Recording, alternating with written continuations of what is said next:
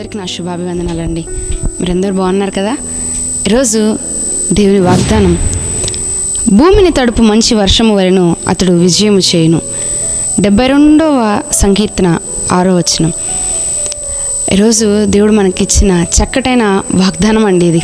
ఎందుకనంటే ఒక మంచి వర్షము ఈ భూమికి ఏమి ఇస్తుందనంటే, ఆ వర్షము కురిసినప్పుడు పంటలు చక్కగా పండటము, నదులు చక్కగా ప్రవహించటము, ప్రతి ఒక్క దాంట్లో కూడా సస్యశ్యామలంగా ఉంటుంది. ఎప్పుడు అనంటే మంచి వర్షము కురిసినప్పుడు. ఏదో ఒక తుఫాన్ రావటము అన్నీ సర్వనాశనం అయిపోతే దాన్ని వర్షం అని అంటారు, కానీ దానివల్ల అందరికి వచ్చేది నష్టం మాత్రమే అండి. కానీ ఎప్పుడైతే మంచి వర్షం కురుస్తుందో భూమి చక్కగా ఫలిస్తుంది. నెరలు విడిచి అది ఫలించడం మనం చూస్తామండి.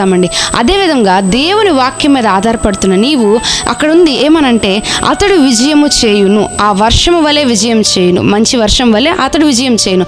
ఈరోజు దేవుని వాక్యాన్ని ఆనుకొని దాన్నే ధ్యానిస్తూ దాన్నే నీ అనువనువులో నింపుకొని జీవిస్తున్న నీవు నీ జీవితంలో తగిన కాలమందు నీవు కూడా ఈ మంచి వర్షము ఎలాగైతే కురిసినప్పుడు భూమి చక్కగా ఫలిస్తుందో ఆ విధంగా నువ్వు ఎప్పుడైతే దేవుని వాక్యాన్ని ధ్యానిస్తున్నావు కదా, దేవుని వాక్యం మీద ఆధారపడుతున్నావు కదా, దేవుని మాట మీద ఆధారపడుతూ ఈ వాక్యాన్ని వింటున్నావు కదా, నువ్వు బాధపడద్దు బిడ్డ. ఎందుకనంటే దేవునితో సెలవిస్తున్నాడు, ఏ విధంగా అయితే భూమి నెరలు విడిచి ఫలిస్తుందో అదే విధముగా ఫలించిన విధముగానే నీ జీవితంలో దేవుని కార్యాలు నువ్వు చూస్తావు. విజయవంతముగా నీ జీవించడం కూడా నువ్వు కళ్ళారా చూస్తావు. ఎందుకంటే ఆయన మీద నమ్మకం ఉంచావు. నువ్వు నిన్నెప్పుడు ఆయన సిగ్గుపరచడు ఆయన మీద. ఎందుకంటే ఆయన పరిశుద్ధాత్మ వర్షంలో నువ్వు ఈరోజు మునిగిలేస్తున్నావు. కాబట్టి నువ్వు దేనికి సందేహపడకు, దేనికి నిరాశ చెందకు, దేనికి నిస్పృహకు లోనవద్దు.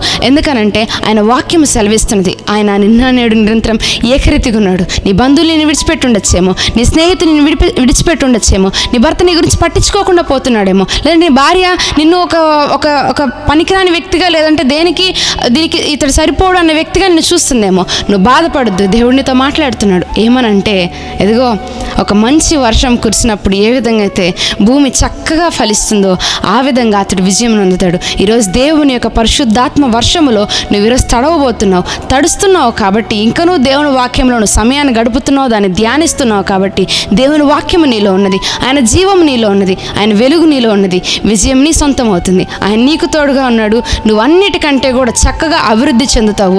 నీటి కాలువల యోరన నాటబడిన చెట్టు వలె నువ్వు ఉంటావు. ఒక మొక్కలాగా కాదు, ఒక పెద్ద వృక్షములాగా, ఒక మహావృక్షములాగా నువ్వు ఫలిస్తావు. నీ జీవితం ఫలిస్తుంది, నీ కుటుంబ జీవితం ఫలిస్తుంది, నీ వ్యాపారం ఫలిస్తుంది, నీ ఉద్యోగం ఫలిస్తుంది, నీ చదువు, ప్రతి ఒక్క దాంట్లో నువ్వు ఉత్తీర్ణత పొందుతావు.